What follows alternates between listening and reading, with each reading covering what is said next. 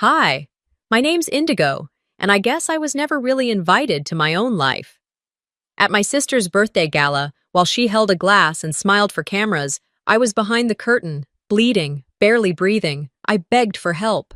My mom looked me dead in the eyes and said, "Don't embarrass us."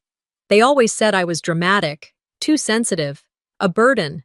But what if I told you the pain wasn't in my head? What if the fainting, the bruises, the silence were all real? And what if the family who dressed me up for photos were the same ones who ignored me when I collapsed? Would you still call me dramatic? Or would you finally listen? They say you can feel it before you see it, being erased.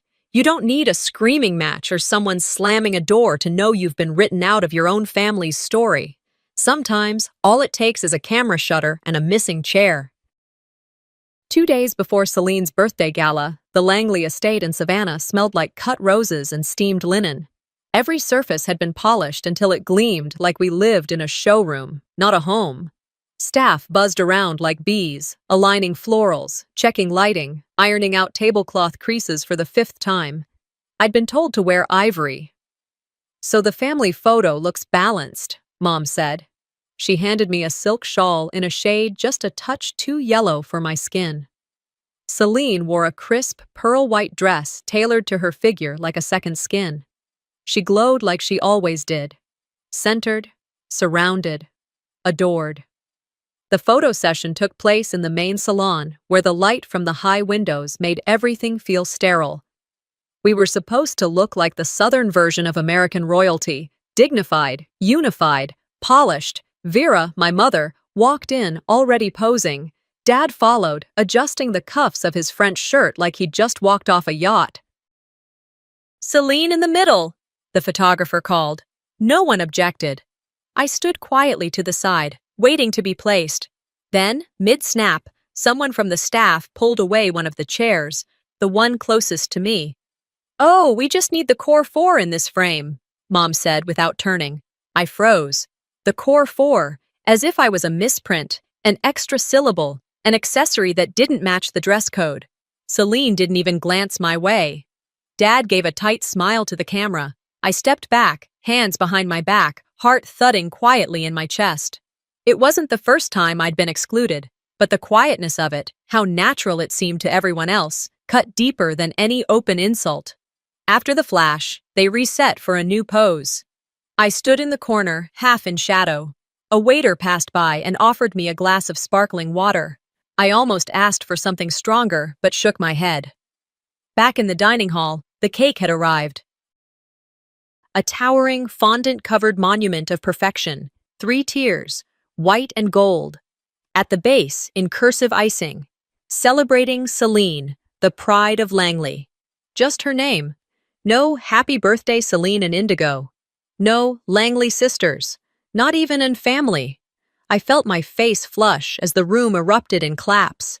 I kept my smile polite, held my chin at just the right angle for the cameras. From across the room, my aunt leaned toward a guest and said, not quietly, "I keep forgetting they have another daughter."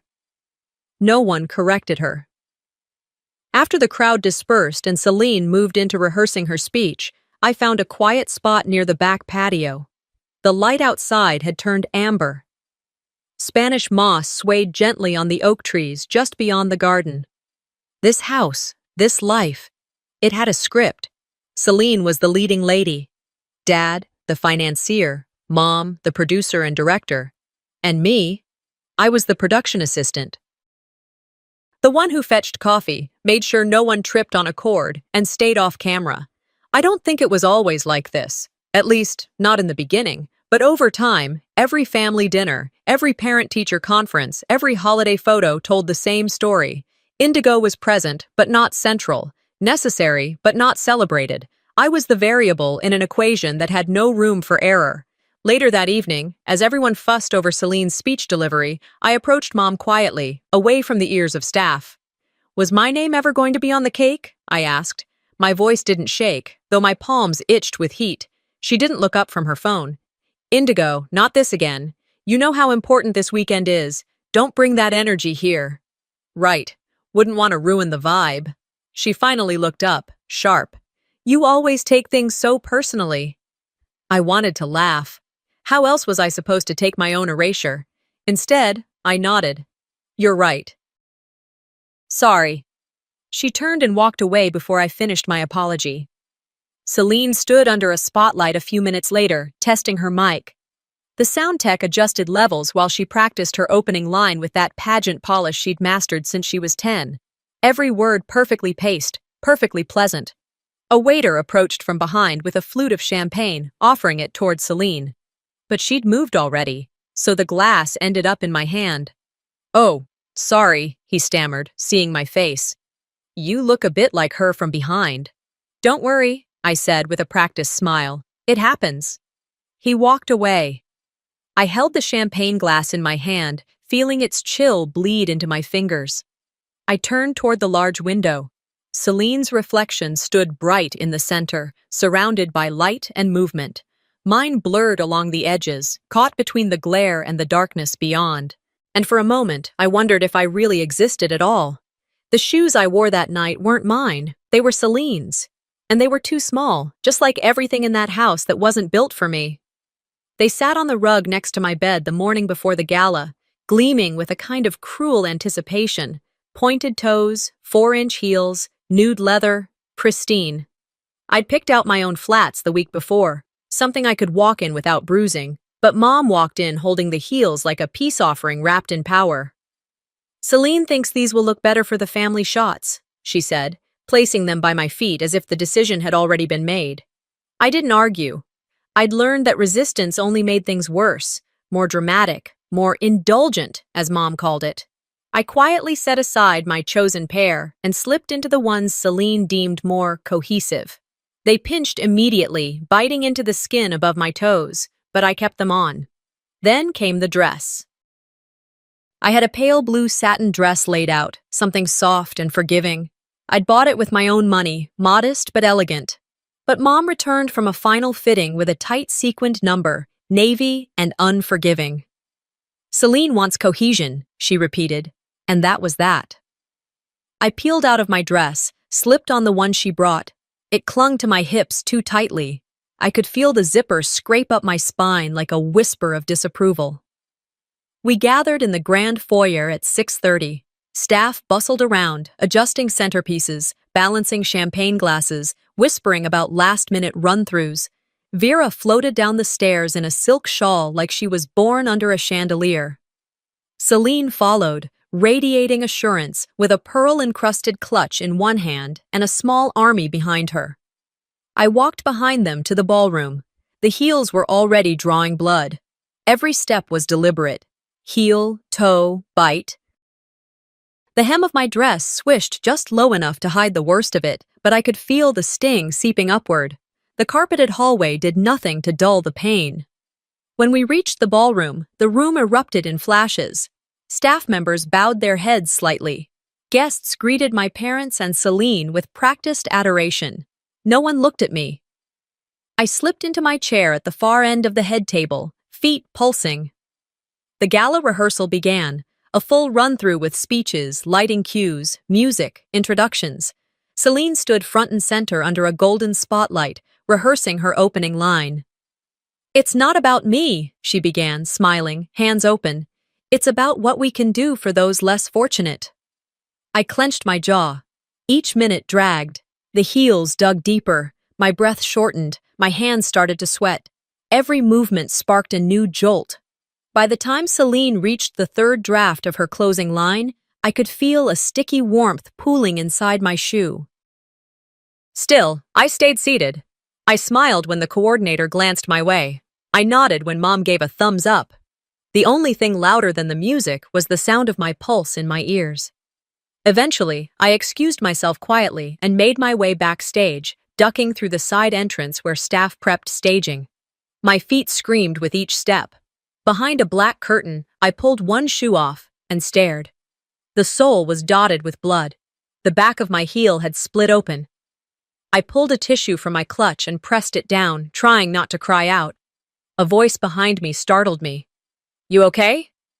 It was a young server, maybe 20, holding a tray of empty glasses. "I'm fine," I said quickly, pressing the tissue harder. "Just tight shoes." He nodded sympathetically and disappeared. I stood, one heel on, one off, swaying slightly. Then I heard Mom's voice, just outside the curtain. "Where is she?" "We have the final sequence starting in 5 minutes." I stepped out, both shoes back on, posture forced upright. "I'm here." She didn't look at my face. "Don't embarrass us, Indigo. Just smile and be graceful." Her words landed harder than the pain in my feet. I nodded once. No comeback, no emotion, just a nod. And I walked with her back into the light. Celine stood smiling beside a slideshow screen as applause echoed across the ballroom. I returned to my seat, folded my hands, and clapped along. No one noticed the way I leaned slightly to my left, trying to ease pressure off the deeper wound on my right heel. As the applause continued, the camera crew swept across the stage, capturing B-roll for social media. I forced my smile wider. When the flash hit my face, I saw stars. At one point, Dad leaned over and said, "You're doing good. Just keep still. You know how she gets if things feel off." He meant Mom, but he didn't have to say it. We all knew. The pain didn't plateau. It evolved. It sharpened, radiated. I imagined the blood was spreading across the arch of my foot, soaking into the leather, but the show had to go on. The speeches began again, and this time I couldn't focus. My vision flickered. I tried to track Celine's voice, but the syllables blurred together like distant traffic. I blinked, gripped the edge of the table, whispered to myself, "Don't faint, not in front of them."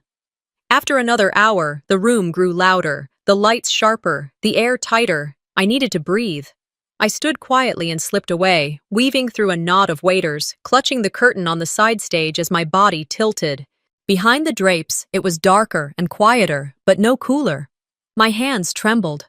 I leaned against the wall, trying to balance. My chest tightened like a vice. A rush of heat surged through my spine. I slid down until I was crouched, hands around my knees, one heel off again. I pulled the other off and immediately felt relief. And the warm stickiness of blood along the inside of the shoe. No one followed. No one asked where I went. I looked at my hands. They shook uncontrollably, glistening with sweat and something darker near the nail beds. I closed my eyes. The nausea rose like a slow tide. "I am not going to faint," I whispered to myself. "Not in front of them." I pressed both palms to the floor, grounded myself in that cold tile. And yet, something in me already knew. I was fading. The next thing I remembered clearly was the soft click of my bedroom door closing behind me. I had made it up the stairs somehow, after slipping away from the ballroom, after sitting behind the curtain trying not to pass out, after stuffing tissues into my heels to soak the blood. The hallway lights were still on. The house was quiet. I could hear the faint hum of Celine's voice coming through the vents, still rehearsing her speech, probably adding new flourishes to make the audience cry. I lowered myself onto the edge of my bed like someone easing onto a ledge. My thighs trembled from holding back the shakes all night. I kicked off the shoes and stared at them, still pristine on the outside, but soaked red on the inside lining. They looked expensive and merciless. My feet were raw. Blisters had opened and fused with the leather. I took a damp towel from the vanity and pressed it against one heel. The sting made my eyes blur. Still, no tears. I was long past crying over surface pain. As I sat there, breathing in shallow gulps and staring at my reflection in the vanity mirror, one image kept flashing in my head. I was 11. I'd just collapsed in gym class during a spring fitness test. The teacher thought I was faking it until I vomited on the mat. I ended up in the nurse's office. Dizzy, nauseated, struggling to keep my eyes open. I remembered the nurse's worried face, the cool compress on my forehead, and the soft tone in her voice when she said, "I'm going to send a note home." I should have known what would happen next. Celine got hold of the note before I did. I remember her standing in our kitchen later that night, waving the crumpled paper like a flag. "Maybe experiencing pre-syncope," she read aloud in a dramatic tone. "That's just fancy talk for too lazy to run laps." She laughed. My parents chuckled. Dad even patted Celine on the shoulder, impressed with her pronunciation. Mom said nothing at all. She just looked at me and muttered, "Stop overdoing it. No one wants to hear about your stomach every week. That moment never left me. It was the first time I realized my pain, real, medical, validated, was a punchline in this house. Years later, I found out there'd been more. I was 17 when I stumbled across a sealed envelope tucked into the bottom drawer of Mom's desk. It had my name on it. Curious, I opened it. Inside was a letter from a vascular specialist, someone from Atlanta. It was dated 18 months earlier. The letter confirmed what I'd always feared, but never had the words to say: abnormal blood flow, fragile vessels, elevated risk of syncope under stress or heat. A recommendation for ongoing monitoring and gentle physical therapy. None of that had ever been told to me. No appointments had been made. No one even mentioned the name of the doctor. I had confronted Mom about it once, casually, as if I hadn't already read every word. "Do you remember, Doctor Hanley from Atlanta?" I asked. "He wrote me a letter about some test results." Her reaction was instant and sharp. "That wasn't important. It would have made you paranoid. You hid a diagnosis from me. I protected you from labeling yourself," she said coldly. "The last thing we needed was you playing the victim." And there it was again, my health reduced to her brand management. Back in the present, I leaned forward, placing both feet flat on the floor. The pain was less now, muted by exhaustion. But the anger had started to simmer. I glanced at the small package I had left by the door earlier in the day, a gift I'd worked on for 2 weeks. A framed watercolor I'd painted from a photograph of Celine and me as kids. It wasn't just art, it was the last piece of me trying to connect to her. I'd placed it on the designated gift table in the afternoon, wrapped in cream paper with a hand-tied blue ribbon. No card. I wanted her to recognize it without instruction. But an hour later, I saw it had been replaced. A Gucci handbag now sat in the exact same spot, with a crisp white tag that read, "From Indigo." I knew instantly who had done it. When I asked Mom, she didn't even blink. "The painting didn't match the aesthetic," she said, sipping her wine. "It looked too homemade. This is a curated event, Indigo. We have a standard to maintain." I nodded, but something cracked inside me. It wasn't just the gift. It wasn't just the shoes, or the dress, or the years of being invisible. It was all of it, stacked, layer by layer, like the chairs at the gala that only had space for 4.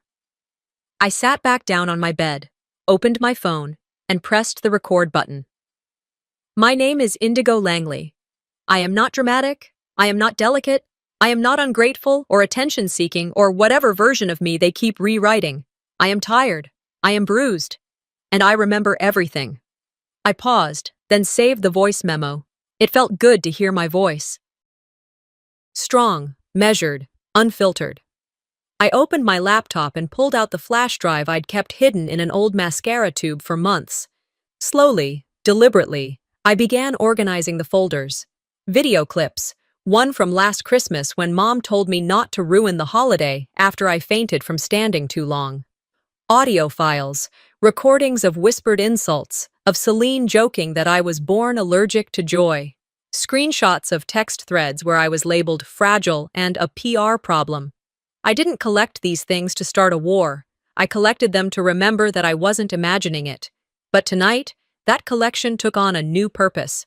I created a folder on my desktop called "For When They Won't Listen." Inside it, I placed everything, labeled it clearly, dated it. Then I opened my email and drafted a message. Subject line: "The truth behind the Langley image." Recipients: 2 local reporters, 1 Atlanta health rights advocate, and a handful of family friends who had always looked at me like I was furniture in the background of someone else's story. I scheduled the email. Midnight, just as the final champagne glasses would be raised at Celine's birthday gala. I shut the laptop and took one last glance in the mirror. My face looked pale, but calm. My hands were still trembling, but less so. My chest ached, but the pressure had shifted. They took my voice for granted. I decided to let the silence speak louder. If there was ever a time to test how much I could endure, it was the gala, and I was about to find out where the line ended. That morning started with a light drizzle that cleared by noon, leaving the Langley garden damp but glistening under the late afternoon sun. The family had insisted on a pre-event photo shoot in the estate's back lawn because, of course, a birthday gala wouldn't be complete without a few staged moments of spontaneous elegance. By the time I stepped outside, the air had thickened with humidity, and the grass was still soft from rain. The crew had already set up white velvet chairs, floral arches, and a massive silver balloon arrangement that spelled Celine 30. Everyone was dressed in shades of white and silver, carefully coordinated like they were born in the same color palette. Celine wore an off-the-shoulder gown that sparkled every time she turned. Mom had on a silk sheath dress that somehow managed to look both effortless and custom-tailored. Even Dad, who usually grumbled about these events, stood tall in a pale linen blazer and crisp slacks. Me? I wore a satin slip dress Vera had picked out. It was too tight across the chest, and the tone was just off, more cream than white. I had tried to tell her it clashed. And her answer, "You're not the focal point, Indigo. You'll be in the second row." So I stood there, in the margins, waiting for direction. "Closer, everyone," the photographer called. "Let's bring Celine to center. Mom on the left, Dad on the right." I moved toward them, as instructed. "Indigo," Celine said under her breath, barely turning her head. "Your dress doesn't match. Just hang back a little, yeah?" My feet froze. I glanced at Mom, but she didn't say a word. She adjusted Celine's sleeve instead, fussing like a pageant mom at regionals. I stepped back onto the wet grass. My heels sank with each inch I retreated. A squish, then a shift. One ankle tilted slightly.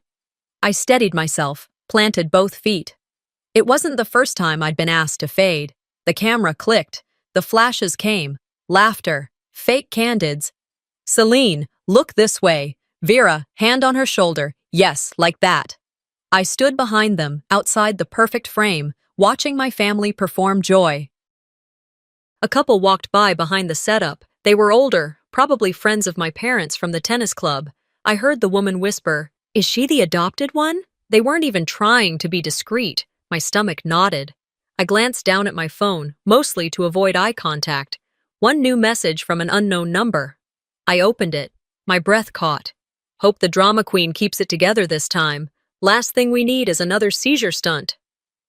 Attached was a laughing emoji. Below that, a name, Sienna Harper, Celine's best friend since college. Of course, I didn't respond. I just stared at the message, thumbs hovering. My cheeks burned, not from embarrassment, but from fury so sharp it felt surgical. This wasn't just neglect anymore. It was cruelty with a smile and a gloss finish. I turned toward Celine, who was now holding a white parasol for the final shots. "If I collapse tonight," I said, voice low, controlled, "I hope you remember it's not for show." She didn't flinch, didn't even look at me. "Then don't," she replied, like she was brushing lint off her gown. It was the dismissal that did it, not the insult, not the sarcasm, the sheer lack of concern. Like my existence was a nuisance to be tolerated only because it couldn't be cropped out of real life. I walked away, not dramatically, not stomping, just enough to feel the ache in my feet again, to remember I was still inside this body, and it still hurt. I found a corner of the garden behind a row of azaleas. The air was still thick, but at least it was quiet. I pulled out my phone, opened my email app, and checked the draft again. To be sent. 12:00 a.m. Subject: The truth behind the Langley image. Attachments: 13. It was ready. And yet, a sliver of doubt crept in. Would anyone care? Would they say I was bitter, ungrateful, vindictive? I didn't want revenge. I wanted release. I wanted the truth to live somewhere outside my body. A few minutes passed before I heard someone approaching. It was Dad. "There you are," he said. "Photos are wrapping. They need you back inside for the family candle lighting." I nodded, but didn't move. He hesitated. "You okay?" I looked at him, really looked, and for the first time, I didn't bother pretending. "No," I said, "but I'm used to it." He blinked, looked down at the grass, then walked away. The sun dipped lower, casting a golden haze over the backyard. The evening breeze stirred the balloon arch, which rattled slightly. From somewhere inside the house, I could hear the start of cocktail hour, the clink of glasses, upbeat jazz, the murmur of guests arriving. I stood still, the weight of what I'd set in motion sitting in my chest like a ticking clock. At midnight, the countdown would end. I had given them every chance to see me. That night, my body didn't ask for permission. It simply gave out. The fall wasn't dramatic. I didn't scream or reach out for help. I just went down, quietly, deliberately, as if my body had chosen that moment to finally surrender, even though my mind kept shouting, "Not yet." When I opened my eyes, I was still behind the curtain. The muffled sounds of the gala seeped through the thick fabric, glasses clinking, jazz playing, the buzz of guests exchanging polite lies about how amazing everything looked. Somehow, I stood up. I wasn't sure how long I'd been down, seconds, maybe minutes.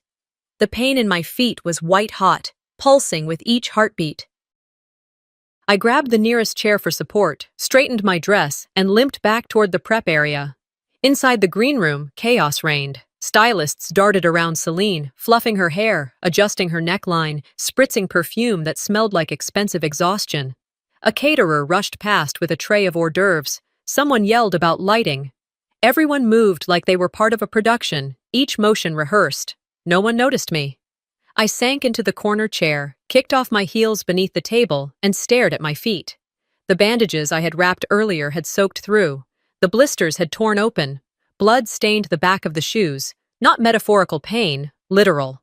An assistant walked by, glanced down, then gasped, "Oh God, are you okay?" I nodded. "Just a bad fit." She knelt down, genuinely concerned, reaching for her phone. "Do you want me to get the med?" Before she could finish, Mom swooped in from nowhere. "She's fine," Vera said sharply. "Just put the shoes back on." Her tone didn't leave room for questions. The assistant stood up quickly and backed away, her eyes flickering between concern and deference. Twist the knife, I thought. Don't just ignore the pain, demand it. With shaky hands, I unwrapped a fresh set of Band-Aids from my clutch and reapplied them to the rawest spots. I pushed my feet back into those heels. Each toe screamed. But I stood. Because if I didn't, they'd say I was being difficult, that I was trying to take attention away from Celine, that I was selfish.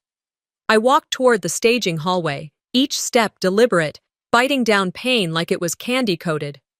Celine appeared at the door, radiant and ready for her entrance. She glanced at me, half smirk, half dismissive sigh. "Look," she said, lowering her voice, "I get it. You're tired. But this night? It's not about you." She tilted her head. "You're not the centerpiece. You're the filler. Twist S8, straight to the gut." I didn't answer. My fingers instinctively brushed the edge of my phone inside the clutch. The recording, the files, the email timer, they pulsed in my mind like a second heartbeat. She leaned in slightly. "Try not to wobble out there. Those shoes look like they're eating you alive." I looked her dead in the eye. "You might want to enjoy this while it lasts." She laughed. Not loudly, just enough to let me know I hadn't rattled her. "Save it for your Instagram followers," she said, waving her hand like I was a fly near her glass of Prosecco. I stepped back. She walked away. The music outside shifted, cueing the family entrance. I walked into the restroom adjacent to the green room. The mirror above the sink showed a face I barely recognized. Pale, drawn, tight-lipped. My makeup had started to melt in the heat. I opened my concealer, dabbed it under my eyes, over the fresh bruising on my cheekbone where I must have hit the floor earlier. My hands trembled slightly as I smoothed it in. Then I pulled out my phone, unlocked it, opened the voice memos app, and pressed record. "My name is Indigo Langley. This is being recorded at 5:52 p.m. just before the gala. I'm standing in the guest restroom. My feet are bleeding. My body hurts. But I'm still here because I have something to say."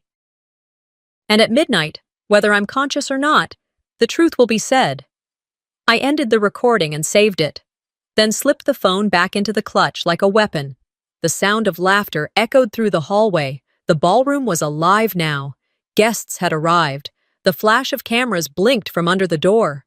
I took one final deep breath, pressed the back of my hands to my thighs to stop the shaking, and stepped out. Mom stood waiting by the archway, clipboard in hand. Her eyes scanned me from head to toe, assessing, not admiring. "You look tolerable," she said. "Just keep smiling, and no sudden exits, understood?" I nodded. Wouldn't dream of it. She didn't catch the sarcasm. She never did. The moment we walked into the ballroom, all eyes turned to Celine. She glittered, arms outstretched, smile camera ready. Vera and Dad flanked her like bodyguards. I followed a few paces behind, like a last-minute RSVP. The applause was deafening. I smiled. But inside, my heart had already started burning. When I stepped onto that ballroom floor, I knew this was the last time I'd ever let them use me for their image. I stood tall, even though my knees trembled beneath the sequined dress that never truly fit. My smile stayed fixed, practiced. But my jaw, that was clenched so tight it ached. The air inside the ballroom was thick. Perfume, candle wax, warm lighting, and tension. 100 guests, maybe more, scattered across white gold tables. Every centerpiece screamed perfection. Every face turned when Celine walked in, bathed in spotlight like she'd arrived from a better life. I followed 5 steps behind. Then the MC, bless his unaware heart, called out into the microphone. "Before we begin tonight's formal program, we'd love to invite Celine's sister to say a few words." For a beat, silence. All heads turned. Mom stiffened. Celine blinked, caught off guard for once. Dad's hand twitched on his glass. I walked forward. My heels clicked softly over the polished floor. Every step was agony, but my spine held steady. The mic waited at center stage like a dare. I stepped up, took a breath, looked out at a sea of faces I barely knew, but somehow still feared. "Good evening," I began, voice low but steady. And then, static. Nothing. My voice didn't carry. I glanced down. The mic's light had turned off. I tapped it gently, twice. The MC moved to approach, clearly confused. Someone behind me muttered something about technical difficulties. Celine appeared next to me almost instantly. She reached for the mic with that perfect, glossy smile. "It's okay," she said sweetly into the dead air. "Let's keep things moving." A few guests clapped. That was it. No speech. No chance to finish a sentence. I nodded, gave a small shrug like it didn't matter, and stepped aside. My stomach churned as the applause grew louder. Celine was already mid-pose, angling toward the camera crew that had resumed filming. The moment would be reframed as spontaneous, authentic, intentional. I walked off the stage slowly, my pulse thudding behind my ears. A waiter near the back caught my eye and leaned in slightly. "You handled that with class," he whispered. I didn't respond. I couldn't. It wasn't kindness I needed right now. It was oxygen. I stepped behind the curtain, found the same corner I'd crumpled in earlier, and exhaled. Mom was waiting. She marched in from the hallway, expression sharp enough to cut glass. She didn't wait until we were alone. "What the hell was that?" she hissed, keeping her voice low but lethal. "You were told not to get involved in the speaking segment." "I didn't ask to speak," I said, still stunned. "They called me up." "You should have declined," she snapped. "Celine is the focus tonight. You're there to support, not steal attention." "I wasn't trying to—" "You never do." That's the problem. Her words hit harder than the mic failure. That was when I heard a small sound, a faint click, like a phone's camera app closing. I turned my head. Standing off to the side, just inside the door, was one of the staff, a young man in a black vest and tie. I recognized him vaguely. He'd helped set up floral arrangements earlier, but his eyes weren't on the decor now. They were on Mom. And his phone was still in his hand. He met my gaze, didn't smile, didn't blink, just nodded once, and walked away. I didn't think much of it in the moment. The next 10 minutes passed in a blur. Celine gave her speech, flawless, emotional, beautifully hollow. The crowd clapped at all the right moments, laughed on cue, wiped tears that weren't quite real. I stood near the back, half hidden behind a decorative column, trying not to collapse again. My shoes were off now, tucked into my clutch. I couldn't take another step in them. My feet throbbed with each pulse. Then my phone buzzed. Unknown number. No message, just a video file. I tapped it open. It was grainy, slightly off-center, but unmistakable. There was my mother, lit by the warm hallway sconces, leaning into my face, venom in her tone. "You never do." That's the problem. The video ended. No commentary, no caption, just the raw truth. Attached to it was one sentence: "You deserve to be heard." My hands trembled, not from fear, but something else: recognition. That boy, he'd been one of my students last year in an after-school painting program I volunteered for. Quiet, observant, always watching. He'd watched me now, too. I smiled genuinely for the first time that evening.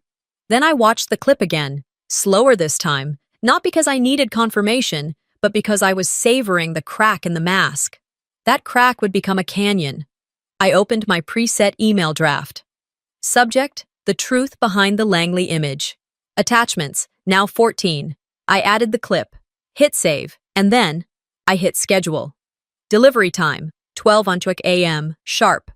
To press@localnewsga.com, editor@womeninjustice.org, 4 longtime family friends, and a few select former teachers and donors Celine had claimed to represent.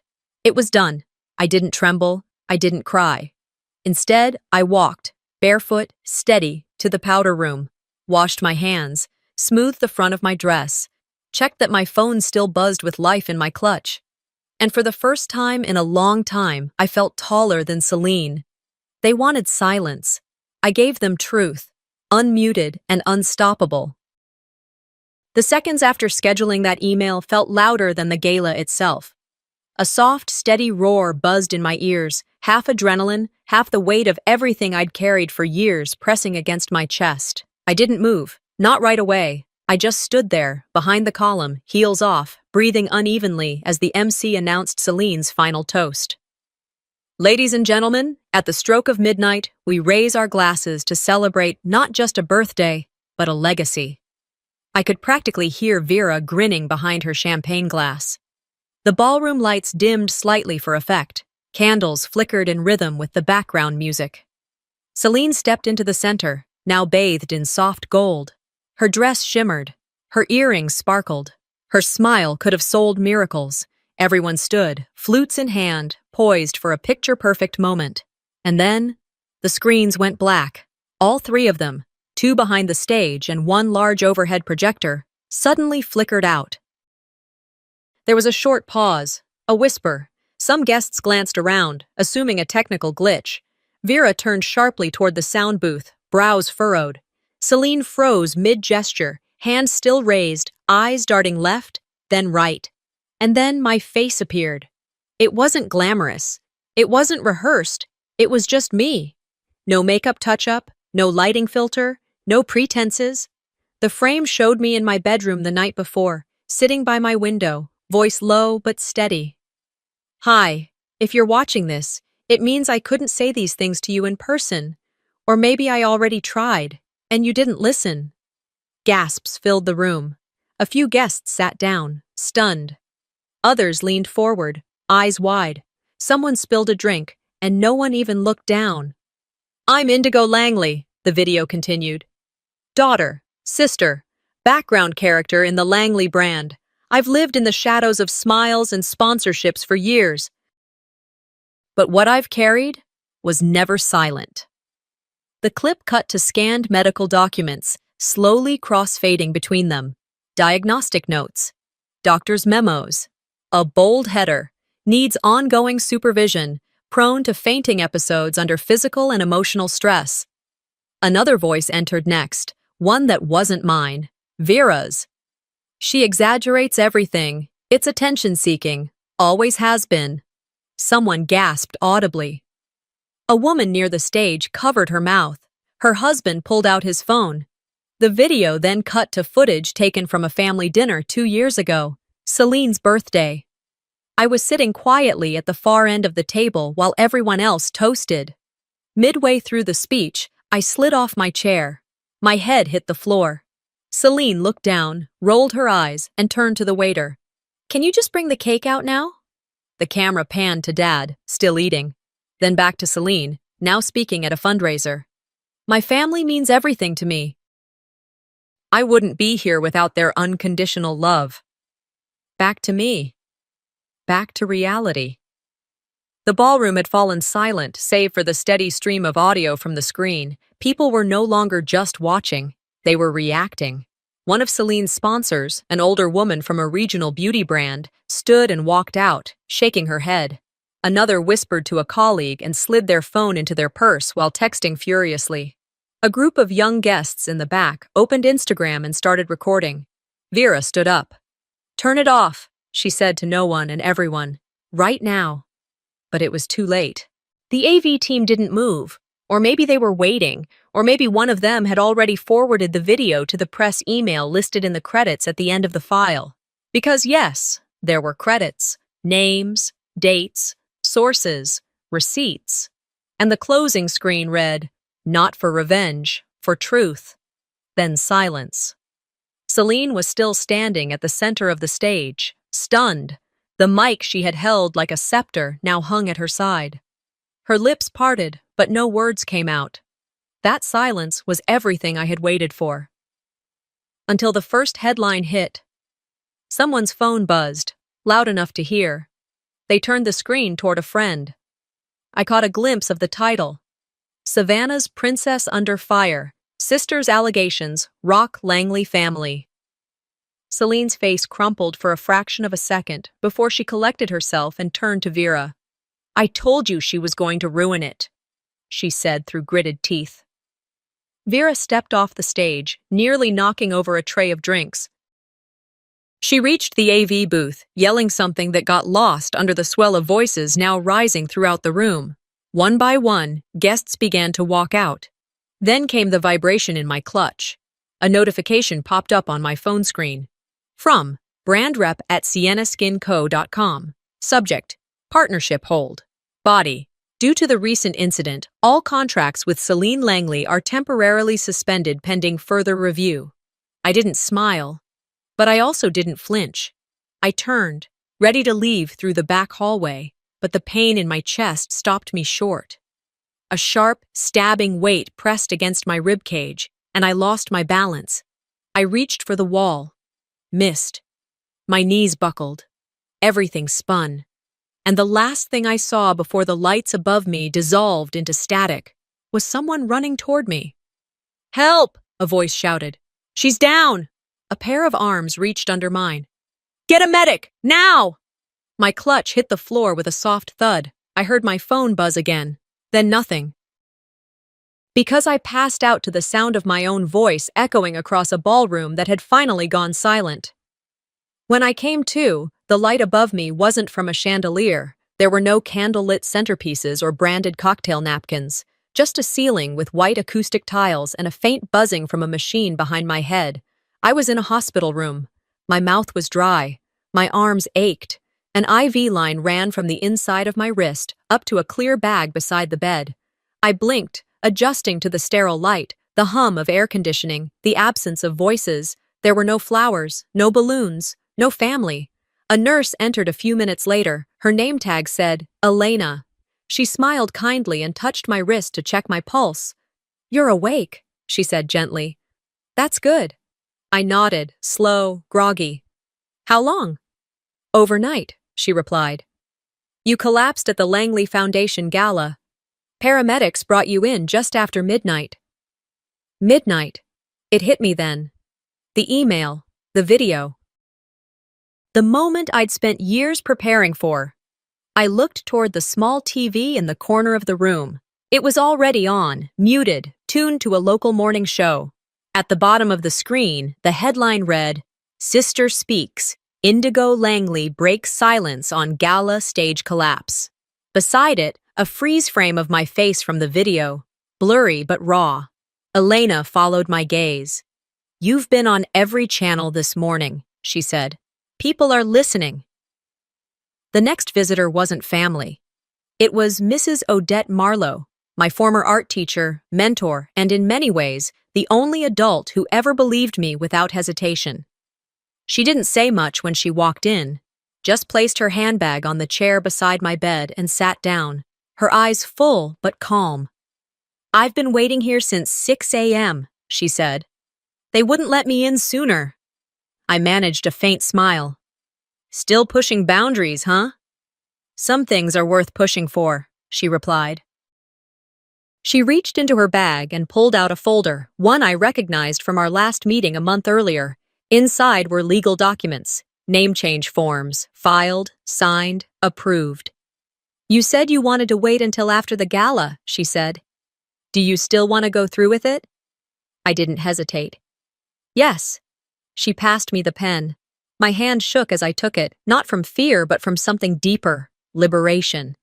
I signed the line where it said, "Petitioner's signature," scratched out Indigo Langley, and wrote what I had decided weeks ago, Indigo Marlowe. Odette watched me, then quietly whispered, "It's yours now, fully." I sat back against the pillows, the pen still in my hand, and whispered, "Indigo stands on its own now."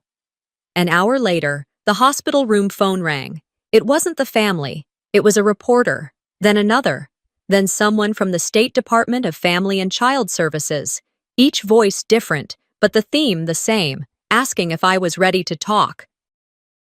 I told them not yet. Outside, news vans lined the hospital sidewalk. I didn't need to see them to know they were there. The nurse confirmed it. One even tried to slip past security, claiming to be an old friend. Typical. By noon, social media had exploded, screenshots of the video, clips, reactions. The tag, #HereIndigo was trending, influencers reposted it, survivors shared their own stories. Then the messages started arriving, hundreds of them, then thousands. Some were from strangers, others from old classmates, people I hadn't seen since high school. One was from my 9th grade gym teacher, who apologized for not recognizing the signs when I collapsed in her class. But none came from my parents. Not a call, not a message, not a single acknowledgement. It stung, more than I wanted to admit. Even after everything, even after Vera screamed, "This is a private matter," at reporters outside the gala, I'd thought maybe, just maybe. But no. Their silence was consistent, at least. A nurse wheeled in lunch, but I barely touched it. My stomach had twisted into knots. That evening, I was transferred to a private recovery room. The lights were warmer there, the air quieter. I could finally exhale without my lungs seizing. Odette came back with something wrapped in a manila envelope. "I figured this might help," she said, placing it on the table. Inside was a printed copy of the article that had just gone live on Savannah Local. "When silence breaks the ceiling, Indigo Marlowe tells her story." I read every word, slowly, carefully. There was no spin, no distortion, just my voice, finally heard. The journalist had done it justice.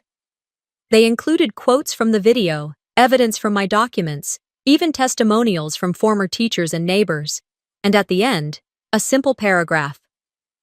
"Indigo doesn't seek revenge. She seeks to be seen, to be understood.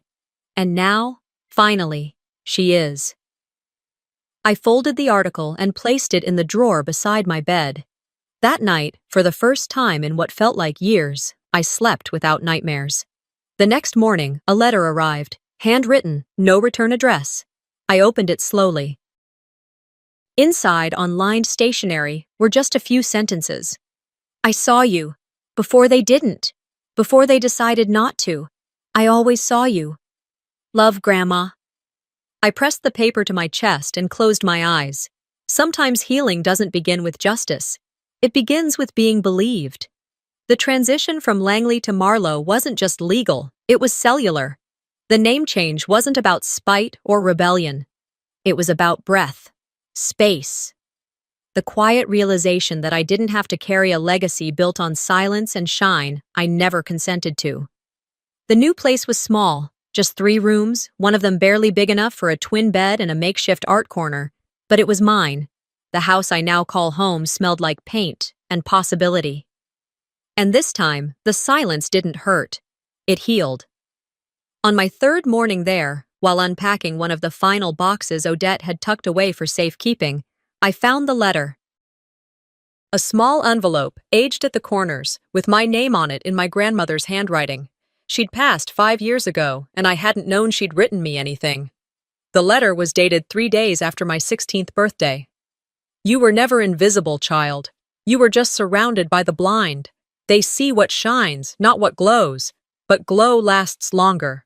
Keep glowing, even if no one claps. I didn't cry, not right away. I sat with it, let it move through me like warmth.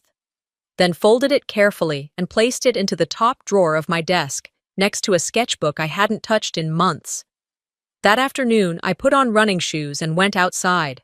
I didn't plan to run, just to walk a little, get some fresh air. The Savannah spring had started to bloom. The sidewalk was dappled in light from dogwood trees. The breeze carried the faintest scent of honeysuckle. I walked 2 blocks before I realized. I felt okay. Then I jogged. 1 block. 2. By the 3rd, my breathing picked up, but there was no tightness, no stabbing in my chest, no lightheaded spell creeping in. Just breath. Rhythm. A cadence I hadn't felt since I was a teenager. I stopped at the end of the street, hands on hips, not because I needed to, but because I wanted to feel that breath deeper. No chest pain, just air, just life. Later that week, Odette drove me across town to the Savannah Arts Council's main gallery. They were hosting a community exhibit titled Reclaim. The director had reached out after seeing my story online. She'd asked if I had any pieces I wanted to show. I hesitated at first, but eventually I offered one, Not Forgotten. A mixed media portrait I'd created after the hospital, inspired by my grandmother's words. A woman's silhouette, stitched together by broken glass and pencil lines, with the words, Still Here, etched in the lower right corner. The director hung it at the entrance. Beneath it, a small plaque read, Artist, Indigo, Marlowe. I stood there for almost 20 minutes, just watching people stop in front of it. Some looked confused, some moved on, but one woman, middle-aged, in scrubs, her name tag reading Darlene, stood longer than most. Her hand went to her chest. She whispered something. I couldn't hear it, but her eyes said enough. That night, I received an email from my old high school's guidance counselor. They were updating a hallway dedicated to wellness and inclusion. Would I mind if they printed and framed a version of Not Forgotten to hang near the school's anti-bullying campaign? I said yes, and I cried then. A little. Quietly. 2 weeks later, I recorded an episode for a trauma recovery podcast. The host asked thoughtful, careful questions. Near the end, she said, If there's one thing you'd say to your younger self now, what would it be? I didn't hesitate. I don't forgive them, I said softly, but I forgive me for believing I deserved their silence. That clip went viral. Not millions of views viral, but enough.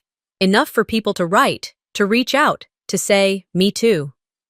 The day of my final hospital checkup, Odette picked me up in her old Subaru. She didn't make it a big deal, just handed me a to-go coffee, asked if I'd brought my insurance card, and waited while I checked my phone for the umpteenth time.